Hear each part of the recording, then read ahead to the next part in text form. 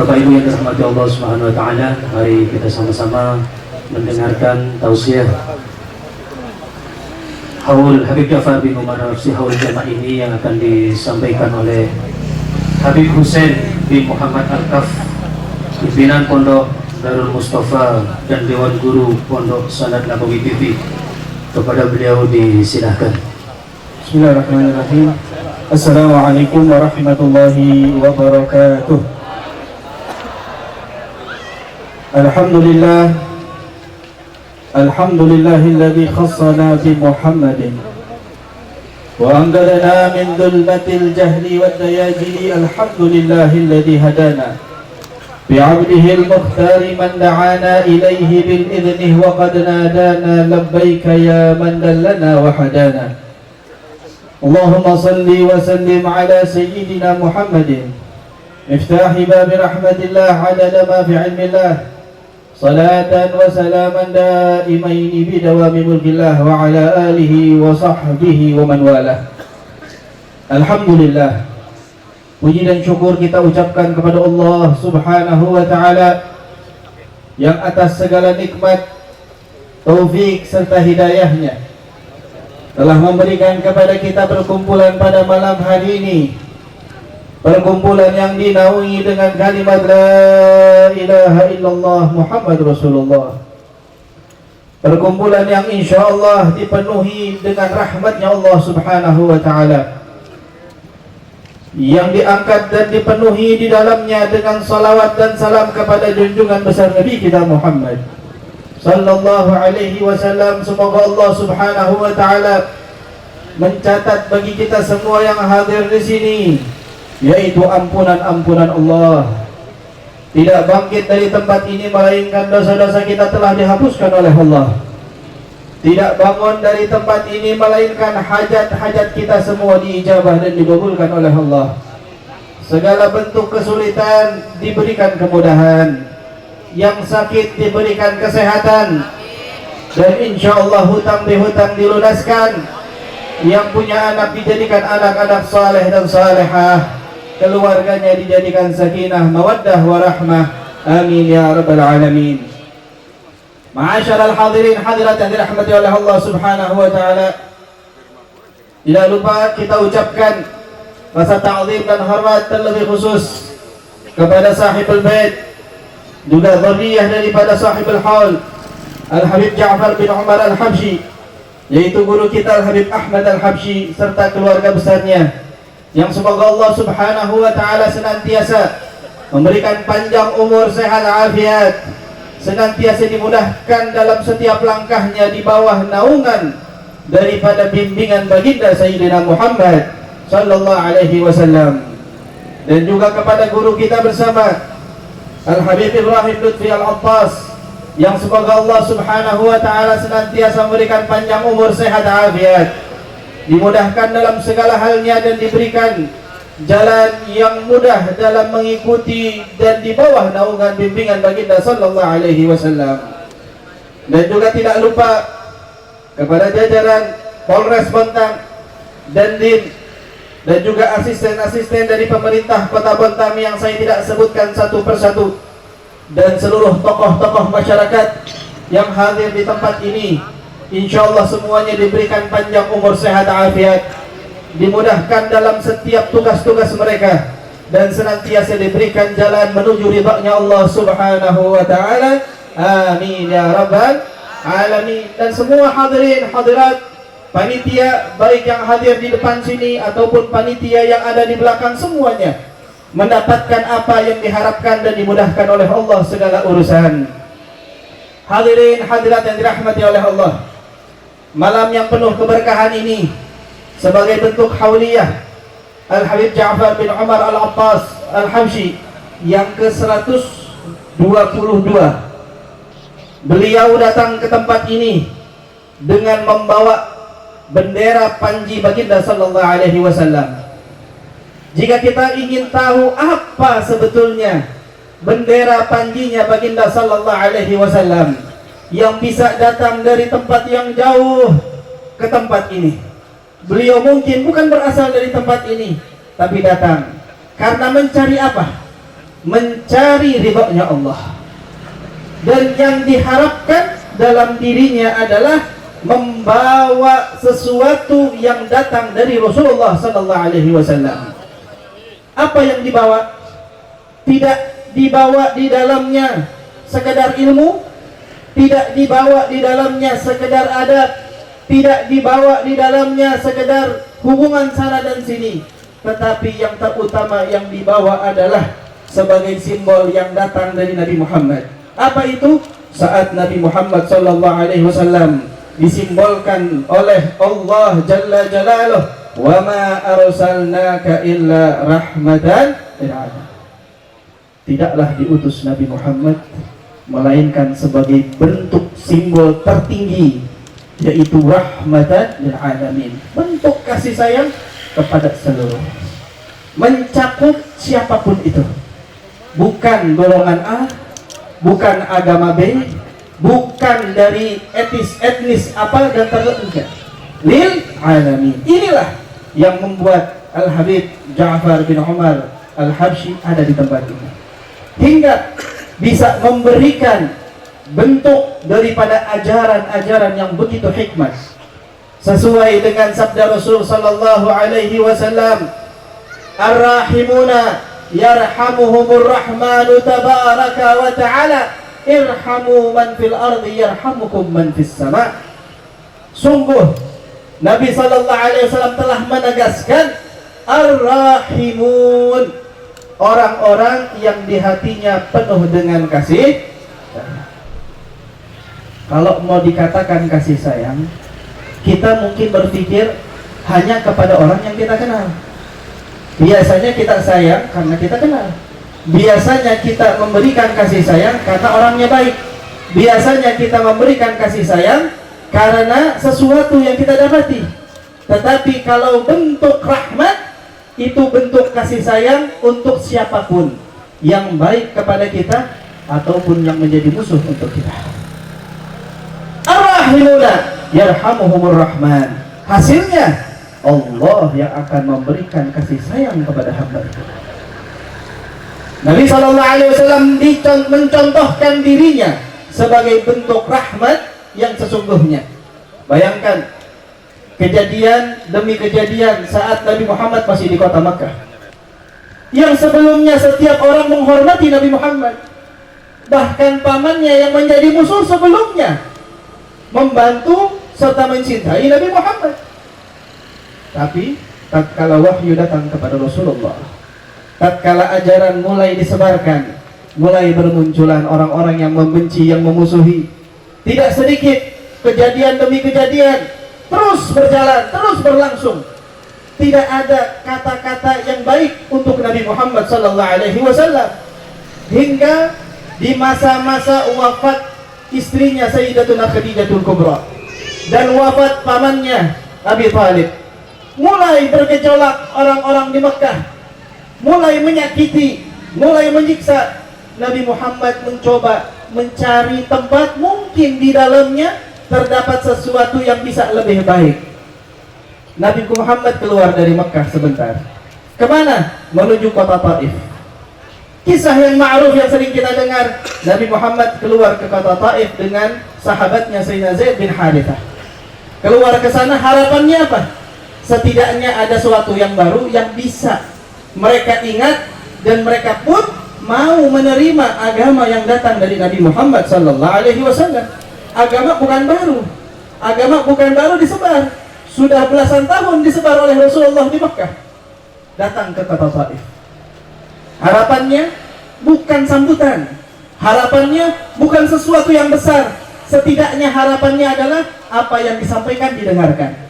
Tapi subhanallah, ujian lagi bagi Nabi Muhammad. Sampai ke kota Taif, yang didapati adalah bagaimana mereka mencaci dan memaki Nabi Muhammad. Tidak ada satupun rumah yang mempersilahkan dan mengizinkan Nabi Muhammad untuk tinggal. Bahkan mereka mengajarkan anak-anak kecil mereka mengambil batu dan melempari ke Nabi Muhammad. Mereka melepaskan orang-orang yang tidak berakal untuk mengganggu Nabi Muhammad.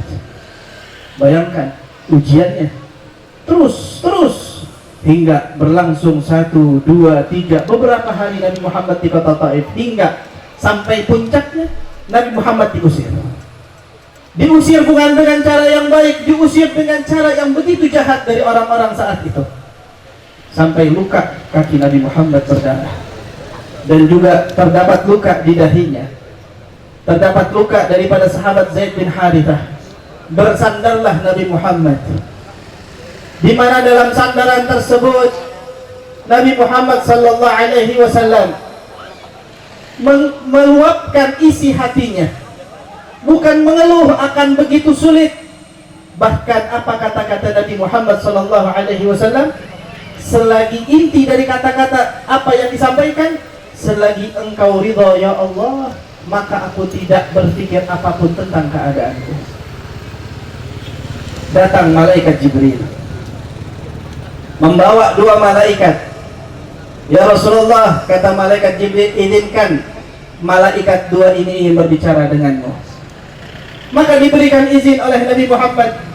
Berbicaralah 2 malaikat, dan ternyata 2 malaikat ini adalah penghuni atau pemegang, penjaga daripada gunung yang ada di kota Taif.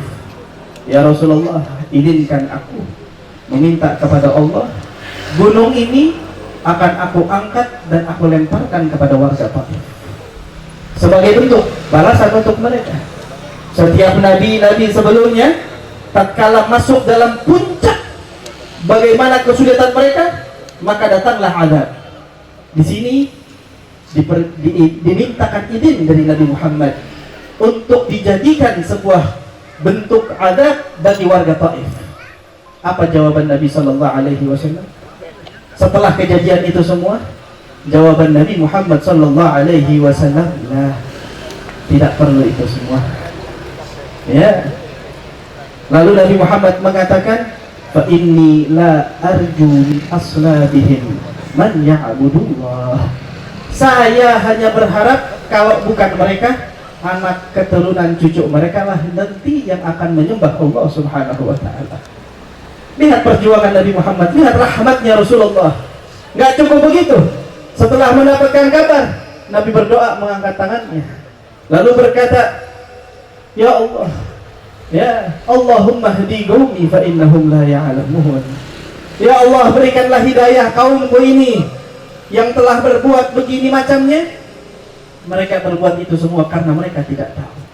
Nabi meminta doa dengan hidayah untuk mereka. Bahkan Nabi memberikan alasan kenapa mereka berbuat seperti itu. Padahal bukan keluarganya, padahal bukan temannya, bahkan mereka memusuhi Nabi Muhammad. Tapi begitulah sifat rahmat yang terbentuk dari Nabi Muhammad. Inilah kasih sayang yang perlu kita tanamkan dalam jiwa kita. Ar-rahimuna yarhamuhumur rahman. Gak bisa seorang muslim di hatinya ada kebencian, tidak bisa bagi seorang muslim di hatinya ada kedengkian. Seorang muslim di dalam hatinya perlu adanya rasa kasih sayang kepada siapapun, apalagi terhadap orang yang mengangkat dalam dirinya kalimat la ilaha illallah Muhammad Rasulullah. Terhadap non muslim pun harus berbuat baik, terhadap hewan harus berbuat baik. Ya, fa idza qataltum fa ahsanu qitla wa idza dabahtum fa ahsanu dibha. Kalau kalian ingin bayangkan pembunuhan yang dibolehkan di dalam syariat agama ini, misalnya dalam peperangan dan lainnya, Nabi memberikan komentar, fa idza qataltum fa ahsinul qitla. Kalau mau membunuh pun harus dengan cara yang baik. Ya, menyembelih hewan, kambing mau dimakan, ayam mau dimakan, jangan sembarangan. Motongnya harus dengan cara yang baik. Adabnya ada. Bayangkan, ini masalahnya penyembelihan. Iradatul dam, tapi tetap. Ya. Begitulah bentuk sifat kasih sayang Nabi sallallahu alaihi wasallam. Bil mu'minina raufur rahim, terhadap kaum mukminin. Maka Nabi sallallahu alaihi wasallam lebih lagi dalam menguatkan rasa cinta dan kehormatan untuk mereka semuanya. Disebutkan di dalam sabda Rasul sallallahu alaihi wasallam, sifat seorang muslim yang perlu kita hidupkan, karena kita di zaman gambaran Islam itu mulai bergoyang. Keislaman mulai dipertanyakan. Kenapa? Karena banyaknya kaum muslimin yang hanya menggambarkan dirinya sebagai seorang muslim, tapi identitas sesungguh dari keislaman itu belum bisa diikut sertakan dalam dirinya. Nabi SAW bersabda dalam hadisnya, al-muslimu, ya, sifatnya man saliman nas an lisanihi wa yadihi. Bayangkan, sifat seorang muslim hakikatnya bukan cuma pakaian. Pakaian ini hanyalah bentuk penutup aurat. Selagi kita menutup aurat, silahkan. Mau berwarna hijau, mau berwarna biru, mau berwarna kuning, silahkan. Mau pakai peci, mau pakai topi, mau nggak pakai apapun di kepalanya, silahkan. Ini hanya gambaran saja. Dan ini hanyalah sesuatu yang mungkin Nabi SAW pakai, dan Nabi terkadang tidak memakai. Tidak ada bentuk bahwa ini berarti seorang muslim pasti begini. Mau dia pakai imamah, mau dia tidak pakai imamah. Bukan berarti yang pakai imamah, oh berarti orangnya paling alim. Nah, kata siapa? Tetapi identitas Islam yang sesungguhnya man saliman nas, di mana orang-orang, bukan man salimal muslimun, man saliman nas, orang-orang lain itu terselamatkan. Dari apa? Dari lisannya. Ini kita punya mulut, tidak mengganggu orang lain, tidak membicarakan keburukan orang lain, tidak mencaci, tidak mencela. Ya, Nabi SAW telah berkata, ma bu'ithtu la'anan wala sababa. Aku ini tidak diutus oleh Allah untuk menjadi sang pencaci atau memaki, tetapi yang dikeluarkan dari lisan adalah sesuatu yang indah, yang mempersatukan, yang bisa membuat orang itu menjadi tenang. Inilah seorang muslim. Bukan di depannya berbicara, di belakangnya berbicara lain. Bukan saat kumpul dengan orang lain malah ngomongin orang, berribah. Ya, dulu ribah itu biasanya, ya, urusan rumpi itu biasanya dikaitkan sama ibu-ibu biasanya dulu. Ya, dulu Bu. Kalau sekarang ya bukan sama lagi, lebih parah kadang-kadang. Iya, nggak cukup duduk ngopi bareng. Ya, sekarang gibahnya lebih hebat, online. Di grup ngomongin orang, di status ngomongin orang. Oh, saya nggak nyebut. Kadang-kadang begitu alasannya.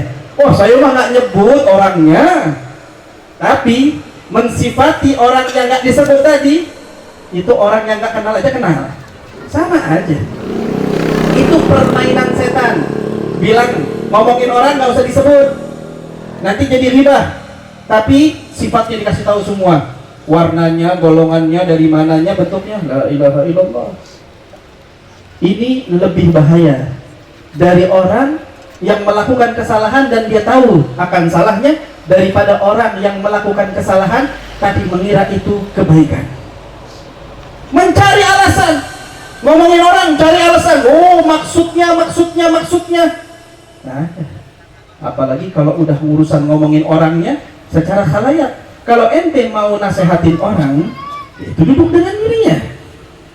Belum tentu saat kau menulis status, saat kau memposting, saat kau berbicara kepada orang lain, orang itu tahu dan dengar. Jika tujuanmu untuk menasehati, nasihati. Jika tidak mampu, ada Rabbul Izzah yang bisa kau tadahkan tangan untuk berdoa memberikan hidayah kepada siapapun itu. Ini yang terjadi. Apakah ini disebut sebagai seorang muslim? Nah, ngomongin orang lain, membicarakan aib, bahkan sampai dikatakan suatu saat Sayyidatuna Aisyah radhiyallahu taala anha lihat didikan Nabi Muhammad. Nabi Muhammad berjalan dengan Sayyidatuna Aisyah. Lewat saat itu ada orang yang badannya agak sedikit kecil. Ya, bahasa sekarang ya kuntet lah. Pendek orangnya. Nabi SAW jalan sama Sayyidatuna Aisyah. Sayyidatuna Aisyah melirik dan sedikit tersenyum. Senyum aja, nggak sampai ngomong, tapi mengisyaratkan kepada Nabi. Ya, mengisyaratkan kepada Nabi. Maksudnya lihat tuh, gitu. Bahasa hati lihat tuh, ya. Lucu ya, kecil gitu orangnya. Ya. Tapi Nabi Sallallahu Alaihi Wasallam tidak menjadikan itu sebagai bahan candaan. Nabi langsung menegur, ya, kepada Sayyidatuna Aisyah. Ya Aisyah, kalau kau tahu apa yang kau katakan tadi, dan jika dicelupkan ke lautan, maka lautan akan menjadi bangkai. Lautan tuh akan menjadi bangkai, bau semuanya. Kenapa? Dari sebuah lontaran kata-kata yang menyebutkan tentang keburukan orang lain. Itu yang disebut adalah hakikat, yang disebut adalah kejujuran memang, tapi tetap disebut riba. Kalau yang disebut adalah suatu omongan yang tidak nyata, ini fitnah, lebih bahaya lagi. Udah ngomongin orang, ngomongnya nggak sesuai dengan fakta lagi, wah lebih parah. Sesuai fakta aja sudah dilarang oleh Allah Subhanahu wa Ta'ala. Bahkan dalam hadis dikatakan, bermakna di mana dosa orang yang membicarakan orang lain itu lebih buruk dari orang yang berzina sekalipun. Kenapa? Bukan karena begitu besarnya dosa riba lalu dosa zina kecil, enggak, sama-sama besarnya. Tapi ingat, dosa zina itu urusan dia sama Allah. Tapi kalau dosanya riba, itu urusan dia dengan orang itu juga. Dia bertobat, kalau belum minta maaf sama orangnya, belum bisa mendapatkan ampunan Allah. Dan ingat, hari pertemuan kelak di akhirat akan dipertanyakan. Ya, yang kalian ngomong berdua di belakang sana, yang kalian ngobrolin di dalam grup sana, yang kalian posting di sana dan di sini, selagi mana orang tersebut adalah salah satu daripada orang yang beriman kepada Allah, maka kelak di akhirat dia akan bertanya dan meminta pertanggungjawaban itu. Apa yang akan kita bayar dari pertanggungjawaban itu? Harta kita? Nggak bisa.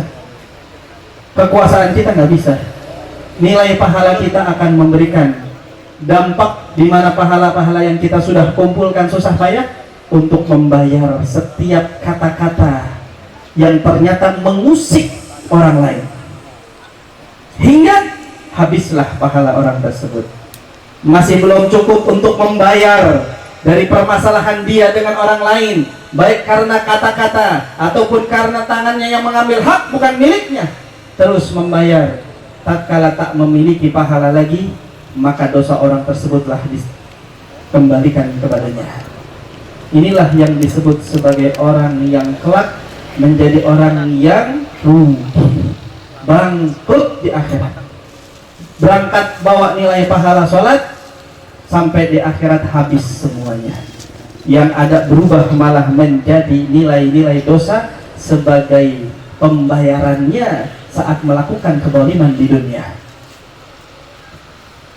Lalu dikatakan oleh Nabi Sallallahu Alaihi Wasallam, ya, man saliman nas an lisanihi wa yadihi. Seorang muslim identitasnya apa? Mulutnya dijaga, tangannya juga dijaga. Subhanallah, tangan sekarang bisa berbicara. Kalau dulu dikatakan mulutmu harimaumu, sekarang jari-jarimu harimaumu.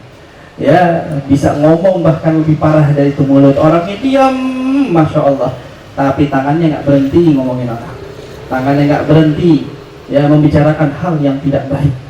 Wahakala, begitulah yang harusnya kita hidupkan dalam simbol keislaman yang sesungguhnya, sebagai bentuk ukhuwah, sebagai bentuk bagaimana kita menggambarkan apa yang telah Allah anugerahkan dalam diri kita. Ini Islam yang telah kita terima bukan karena kita.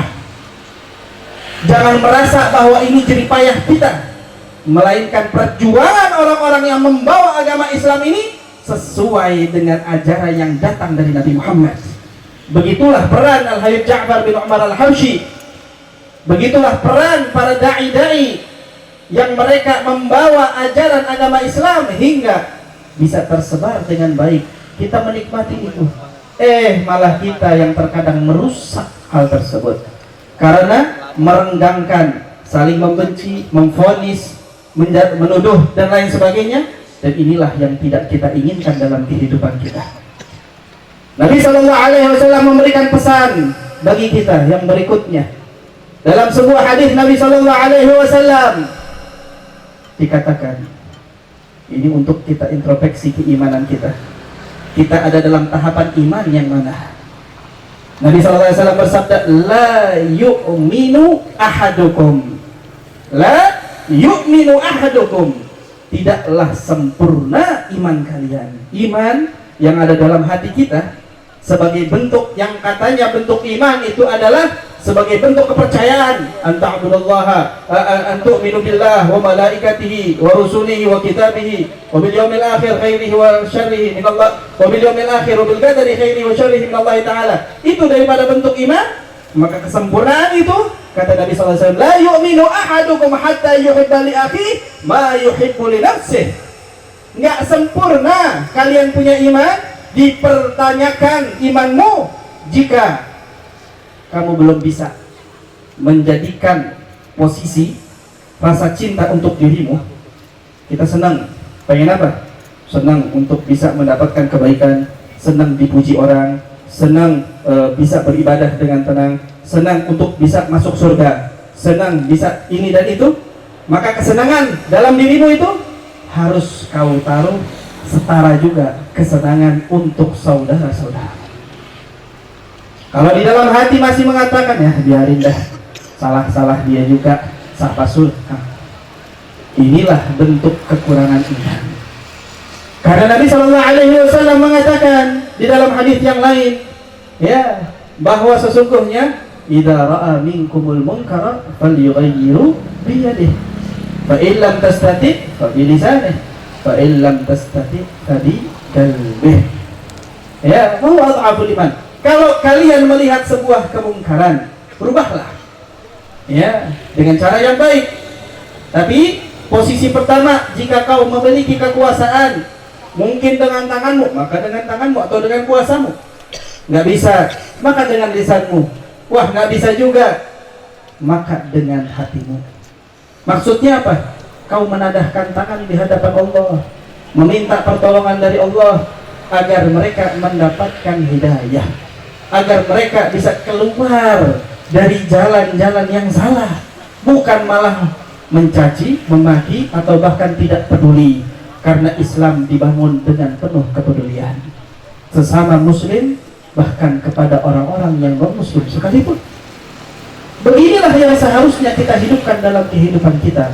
Inilah ajaran yang datang dari Nabi Muhammad SAW, yang diteruskan oleh para sahabatnya, yang diteruskan oleh para tabi'in, yang diteruskan oleh para salafun saleh. Dan lihat bagaimana perjuangan Wali Songo. Apakah mereka berjuang begitu saja?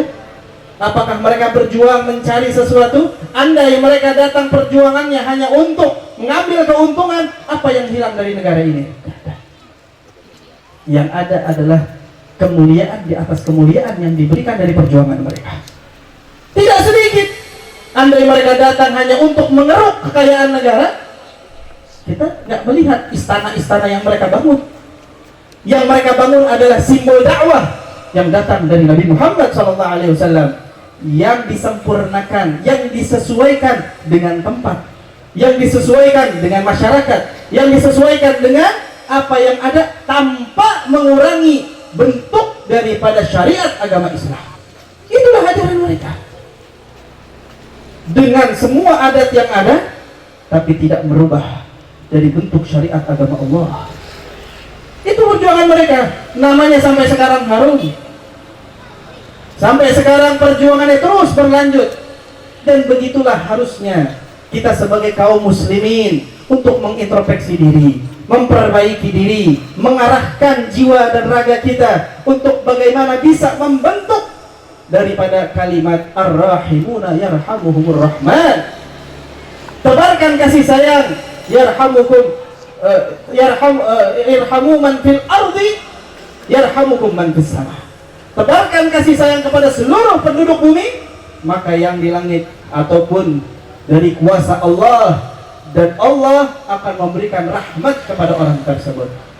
Sungguh kenikmatan, dan inilah yang perlu kita hidupkan. Dan itulah ajaran Nabi Sallallahu Alaihi Wasallam yang bisa membuat kita saling bersatu, saling peduli, saling menyayangi, saling memberikan satu sama lain dari apa yang dibutuhkan, baik dari ilmu, baik daripada harta, baik daripada keterampilan apapun itu juga.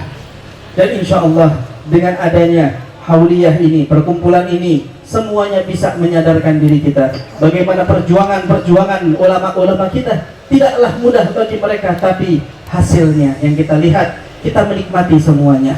Dikatakan bahwa agama ini tidaklah datang dengan tawa dan canda, melainkan agama ini datang dengan perjuangan dan darah. Bagaimana Nabi SAW berjuang, bagaimana para sahabat Nabi SAW berjuang, bagaimana para tabi'in mereka berjuang menghadapi setiap fitnah-fitnah yang ada. Kalau cuma karena diomongin kita merasa lemah, karena diomongin kita menjadi membalas dengan omongan yang buruk, adakah di antara kita yang pernah diomongin seperti diomongin Nabi Muhammad? Tidak ada. Apa yang kurang dari kesempurnaan Nabi? Apa yang kurang dari kemuliaan Nabi? Tidak ada. Bahkan orang-orang musyrik mengakui bagaimana keagungan dan kemuliaan akhlaknya Nabi Muhammad, tapi tidak terbebas dari omongan Allah, dari omongan manusia. Bahkan Rabbul Izzah Allah Subhanahu wa Ta'ala tidak terbebas dari omongan orang. Lalu bagaimana dengan kita? Jangan merasa bahwa diri kita melakukan itu semua dengan mencari alasan-alasan kebenaran, bahwa sesungguhnya yang hak itu hak, yang batil itu adalah batil. Dan semoga Allah Subhanahu wa Ta'ala merahmati kita semuanya, memberikan keberkahan buat kita semuanya, menjaga daripada kota ini khususnya dan kota-kota lainnya dan negeri Indonesia yang kita cintai ini agar dijaga oleh Allah Subhanahu wa Ta'ala, menjadi baldatun thayyibatun wa rabbun ghafur, menjadi kota negara yang begitu baik, menjadi simbol yang sesungguhnya dari agama Islam yang bisa menyebarkan daripada rahmat kepada seluruhnya, dan juga bisa menggambarkan Islam yang hakikatnya, hingga setiap orang yang memiliki rasa di dalam hatinya la ilaha illallah Muhammad Rasulullah bertambah keimanan, bertambah keislaman. Dan orang-orang yang belum diketuk dengan hidayah kalimat tersebut, mereka terketuk untuk mengucapkan kalimat la ilaha illallah Muhammad Rasulullah sallallahu alaihi wasallam. Itulah yang diharapkan Nabi Muhammad. Nabi Muhammad datang untuk mengislamkan, bukan mengkafirkan. Jadi jangan sampai lisan kita berpecah untuk mengkafirkan sana ataupun menyesatkan ini dan itu. Setiap ajaran yang tidak sesuai dengan ajaran Nabi sallallahu alaihi wasallam, katakan yang hak. Tidak perlu untuk menyebutkan satu persatu siapa orangnya dan bagaimana sifatnya. Cukup kita sebutkan apa yang seharusnya dan apa yang diajarkan, agar mereka menyadari apa itu yang datang dari Nabi Muhammad lewat sahabat, lewat para ulama, lewat para salafun saleh, hingga mereka menyadari setiap ajaran-ajaran tersebut memiliki tali rantai, memiliki simbol-simbol, memiliki ikatan yang bersambung sampai Nabi Muhammad SAW. Apalagi kalau di zaman sekarang, berapa banyak yang berbicara tanpa ada tanggung jawab. Ya, laula sanad ayyakula maqal maqal. Kalau nggak ada yang namanya sanad, tali ikatan tersebut, hubungan dari guru ke guru, setiap orang bakal bicara. Dan sekarang itu yang terjadi. Sumbernya dari mana? Dari Google, sumbernya dari internet, sumbernya dari AI, sumbernya dari ChatGPT dan lain sebagainya. Berbicara seakan-akan orang yang paling alim. Perkataan yang diucapkan itu harus punya tanggung jawab. Kita lihat nih lampu nih. Ya, ini lampu. Kalau nggak ada listriknya nyala nggak? Enggak. Ente punya 1000 lampu, nggak ada manfaatnya kalau nggak ada sumbernya. Coba punya satu saja, walaupun wattnya kecil, tapi nyambung listriknya, bisa menerangi. Itulah ilmu, itulah adab, itulah akhlak. Kalau kita punya satu ilmu, tapi bersambung akan menerangi. Tapi kalau kita punya 1000 ilmu, tanpa ada sumber yang sesungguhnya, maka tidak akan menerangi, bahkan menjadi kegelapan dan menyesatkan. Dan insya Allah, Allah berikan keberkahan buat kita, panjang umur, sehat, afiat buat semuanya. Dan insya Allah khususnya kepada seluruh panitia dan juga sahibul bait, dan juga seluruh yang hadir di sini, dan juga sahibul magam dan seluruh ahli kubur yang ada di sini mendapatkan rahmat-rahmat Allah Subhanahu wa taala. Allah jaga guru-guru kita semuanya. Allah jaga semuanya mendapatkan dari apa yang mereka harapkan. Amin ya rabbal alamin. Rabbana anfa'na bi barakatihim wa ahdina al-husna bi hurmatihim wa amitna fi tariqatihim wa mu'afatin minal fitani. Rabbana atina fid dunya hasanah wa fil akhirati hasanah wa qina adzabannar. Wa sallallahu ala sayyidina Muhammad nabil ummi wa ala alihi wa sahbihi wasallam. Alhamdulillahi rabbil alamin. Thumma assalamualaikum warahmatullahi wabarakatuh. Yang telah disampaikan oleh Habib Hussein bin Muhammad Al-Kaf, semoga apa yang telah disampaikan oleh beliau bermanfaat untuk kita semua dan dapat kita implementasikan dalam kehidupan kita sehari-hari.